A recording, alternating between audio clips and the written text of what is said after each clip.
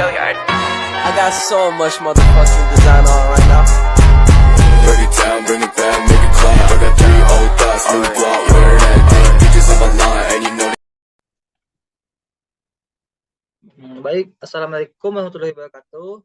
Perkenalkan, nama saya Rizky Arinata dengan NIM 22018203 dengan mata kuliah Psikologi Pendidikan, Prodi Pendidikan Bahasa Inggris, Fakultas Bahasa dan Seni. Dengan dosen pengampu saya yakni Ibu Suci Izati Arya, SPD, MPD. Baik, dengan masuk video ini ingin melengkapi tugas akhir saya terkait untuk membuat sebuah wawancara dengan seorang guru atau tenaga pendidik. Ya ini cara bagaimana seorang pendidik agar dapat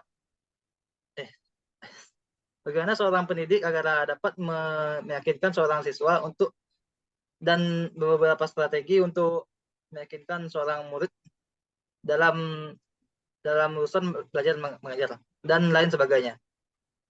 Baik, di sini ada sebuah narasumber saya yaitu Ibu Leonie Ariska, SPD GR dengan beberapa materi yang akan saya berikan kepada beliau.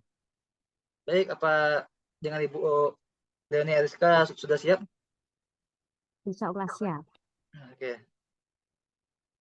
Baiklah, ini ada beberapa pertanyaan terkait dengan cara bagaimana seorang guru atau tenaga pendidik mengajar seorang siswa. Yang pertama, adakah metode atau strategi bagi seorang guru untuk mengajar seorang siswa? Baiklah, terima kasih atas pertanyaannya.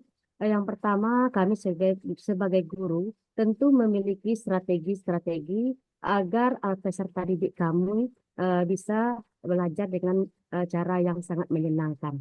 Adapun metode yang kami gunakan, salah satunya yaitu metode PBL atau Problem Based Learning, yang mana metode pembelajaran yang dipicu oleh permasalahan yang mendorong siswa untuk belajar dan bekerja kooperatif dalam kelompok untuk mendapatkan solusi, berpikir kritis dan analitis, mampu menetapkan serta menggunakan sumber daya pembelajaran yang sesuai.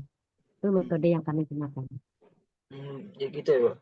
Jadi untuk pertanyaan yang kedua, jadi kan sebagai seorang guru pasti ada namanya pendekatan. Nah, jadi adakah cara untuk melakukan pendekatan kepada seorang guru untuk memahami sifat atau perilaku seorang muridnya gitu?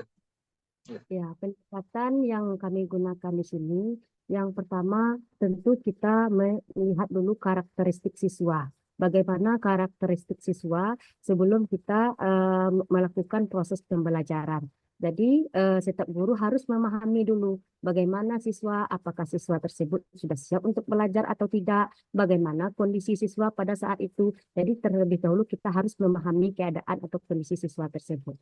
Jadi kondisinya misalnya siswa itu bandel atau baik pun juga kita harus melakukan pendekatan dulu ya, Bu? Iya, kita lakukan pendekatan, pelajari dulu peserta didik kita, kemudian bagaimana nanti peserta didik kita mampu belajar menerapkan ilmu yang kita berikan supaya bisa pembelajaran tersebut berlangsung dengan lebih aman seperti itu. Oke. Lebih tenang. Baik. Baik, Bu.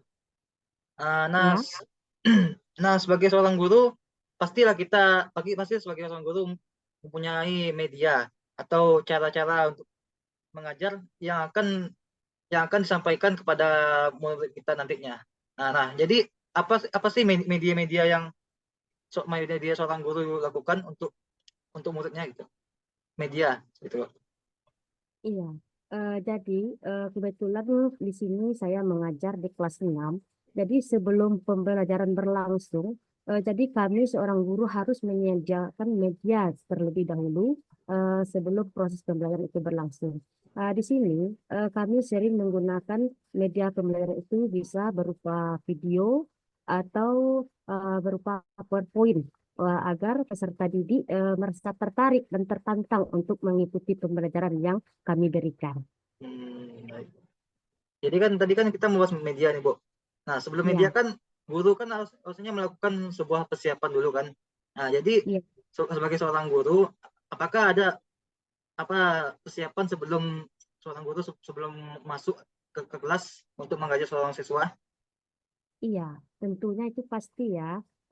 Karena sebelum masuk ke dalam kelas, masing-masing guru itu yang pertama sekali yang harus dimiliki, guru harus merancang apa yang ingin diajarkan kepada peserta didik tersebut. Ya, salah satunya dengan mempersiapkan RPP atau rencana pelaksanaan pembelajaran. Kemudian bahan ajar, kemudian termasuk media yang dibutuhkan dalam saat proses pembelajaran itu berlangsung. Oh, gitu ya, Bu. Ya. Nah, di dalam lokal kan pasti ya ada kan namanya murid yang bandel atau yang pintar gitu kan.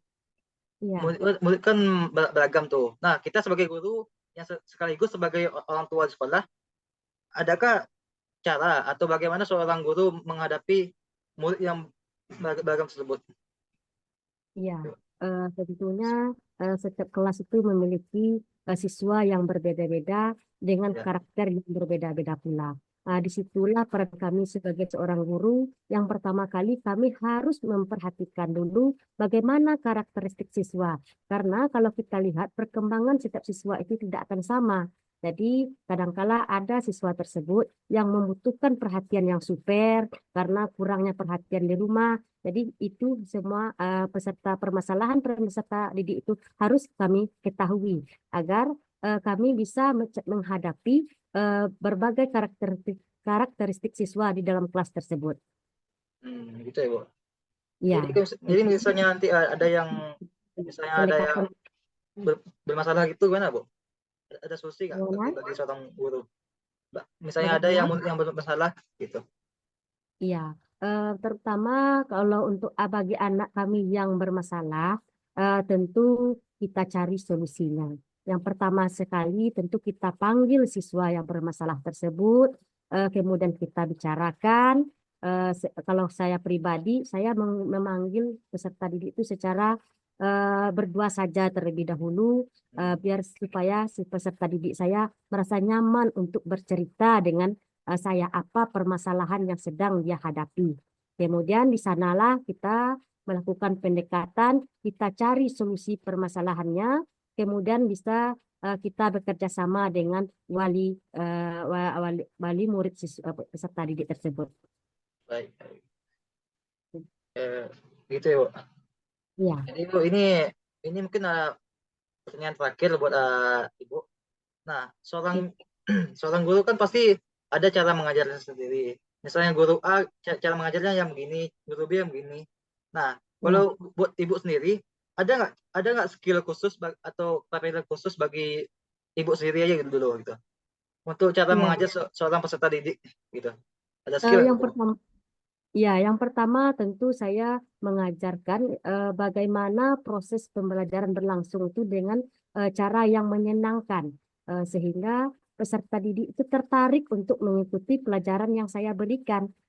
Bisa memberikan berupa ice breaking ketika mengawali pelajaran, kemudian kita bisa memberikan tugas secara berkelompok, kemudian terutama sekali intinya di sini kita harus mempersiapkan pembelajaran yang betul-betul menarik dan menyenangkan bagi peserta didik kita. Jadi intinya jika siswa kita senang, guru pun juga senang gitu. Gitu. Iya, berarti kalau guru bisa menciptakan pembelajaran yang menyenangkan, otomatis apa tujuan pembelajaran yang ingin kita capai pada hari itu pasti akan tercapai. Karena peserta didik tadi sudah tertantang ingin mengikuti atau merasa penasaran apa yang kita ajarkan pada hari itu. Nah, itu saya rasa seperti itu. Menurut Ibu ada saran nggak? Kan saya sebagai seorang mahasiswa pendidikan, ada saran nggak buat untuk Ibu kepada saya? Apa yang saya lakukan untuk kepada anak didik saya di kemudian hari? Bagi seorang guru amatir gitu, Bu. Iya, pertama sekali saran saya kepada adik-adik yang sedang mengikuti kuliah pada saat ini, untuk menjadi seorang guru itu bukanlah suatu perkara yang mudah. Karena di sini kita bekerja dengan hati, menjadi seorang guru yang digugu dan ditiru. Jadilah seorang guru yang menyenangkan, yang bisa memberikan sesuatu yang baru untuk peserta didik kita, supaya generasi peserta didik kita untuk tahun ke depannya bisa menjadi peserta didik yang bermanfaat dan memiliki kemampuan yang berkualitas dan memiliki ilmu yang bisa diterapkan dalam kehidupannya sehari-hari. Itu rasa Ibu.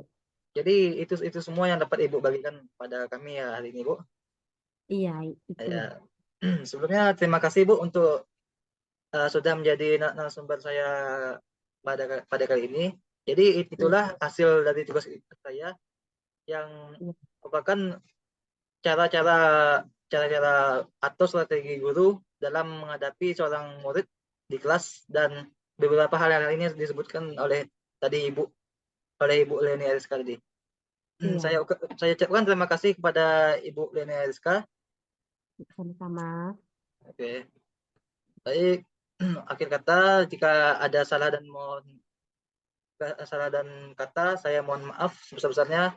Terima kasih juga kepada Ibu Leni Ariska dan kepada dosen penghapus saya sendiri. Jika ada salah kata tadi, mohon dimaafkan ya. Saya akhiri. Assalamualaikum warahmatullahi wabarakatuh. Waalaikumsalam warahmatullahi wabarakatuh. Motherfucking design all right now. Bring it down, bring it down, bring it down. I got 3 old thoughts, new block.